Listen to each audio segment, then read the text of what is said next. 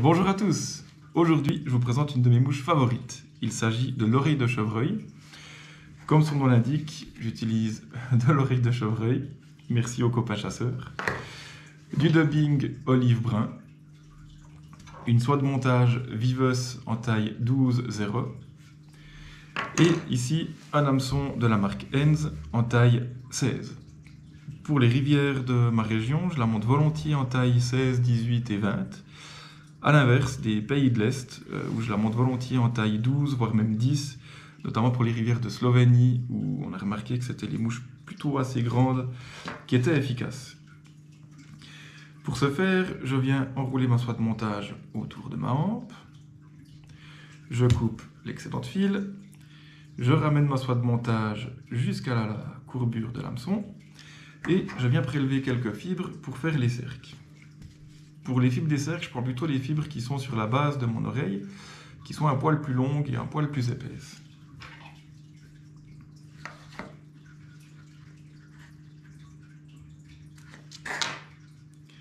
Je viens mesurer la longueur de ma hampe, j'attrape mes fibres et je viens les emprisonner.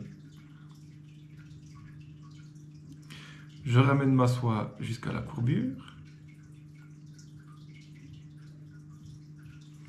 Et maintenant, je place du dubbing pour faire le corps. Alors là, j'ai pris du dubbing olive brun. On peut tout à fait imaginer, selon les insectes qu'on veut copier, un dubbing plutôt beige, plutôt gris, plutôt jaune, etc. Ou même un corps en queue de faisan ou en substitut de condor, libre à chacun. J'ai jamais été très figé sur le choix des matériaux pour le corps. Rappelons quand même ici qu'il s'agit d'une mouche d'ensemble et non d'une mouche forcément imitative. Donc on ne va pas chercher à imiter un insecte précis, mais bel et bien un insecte, une mouche d'ensemble qui nous permettra de pêcher tout au fil de la saison. Pour fixer mon dubbing, j'ai l'habitude de mouiller mes doigts. On pourrait tout à fait imaginer mettre de la poix sur notre soie. Et moi, je fais au plus simple, donc je mouille mes doigts, je prends mon dubbing et je viens l'enrouler sur ma soie de montage. Je viens enrouler mon dubbing à partir de la courbure et je remonte ainsi jusqu'à la tête de ma mouche. L'idée étant de couvrir environ les 3/4 de notre hampe. Pour réaliser maintenant ma collerette, je viens prélever les fibres de mon chevreuil qui se trouvent sur la base supérieure de l'oreille. Les poils ont la particularité d'y être plus fins et donc plus souples, ce qui donnerait une meilleure mobilité dans l'air et dans l'eau.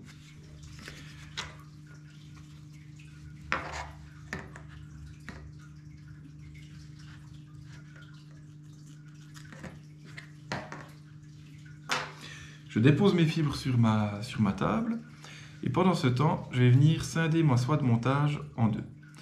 Alors bien sûr, je pourrais réaliser une dubbing loop. Personnellement, je ne suis pas fan de ce procédé pour la simple et bonne raison qu'il va épaissir notre corps dû à la doublure du fil. Et voilà, personnellement, je préfère scinder mon fil en deux. Pour ce faire, je prends mon aiguille, je frotte contre ma soie de montage et je viens scinder mon fil en deux. Je récupère mes fibres, je les place à l'intérieur de ma soie que j'ai préalablement ouverte et je les écarte afin de pouvoir réaliser par la suite 2 ou 3 tours d'enroulement de mon hacle. Je viens tourner mon porte-bobine, ne pas hésiter à bien le tourner, à répéter l'opération plusieurs fois, car c'est ça qui va emprisonner nos fibres à l'intérieur.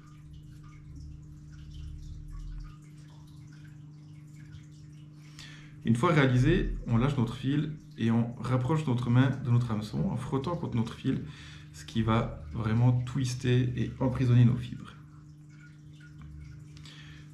On peut couper les petits poils ici qui nous embêtent. Et maintenant, je viens enrouler autour de ma hampe de sorte à former une collerette.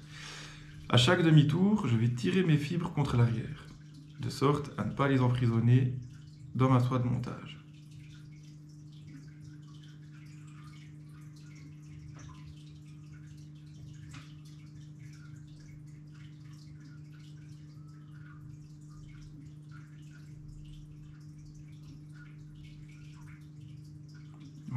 comme ceci.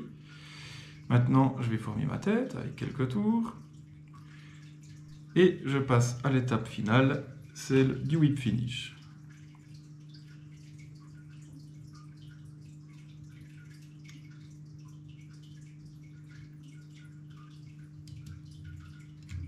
Là aussi, j'ai l'habitude de réaliser 2 nœuds au whip finish, de sorte à ce que s'il y a d'entre eux se détache, que ma mouche reste assurée.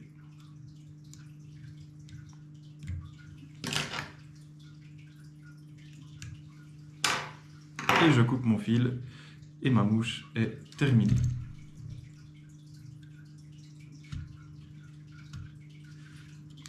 On peut naturellement imaginer couper les fibres ici dessous, de sorte à avoir une flottaison plus basse.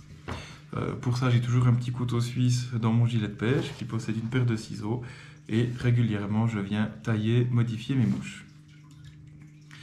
Comme à mon habitude, je ne cherche pas à faire la mouche la plus belle, mais simplement la mouche la plus rapide possible à monter et efficace à côté de ça. C'est une mouche qui ne vous prendra pas plus que 2 minutes à monter. Voilà, j'espère que cette vidéo vous a plu. Merci et à la prochaine!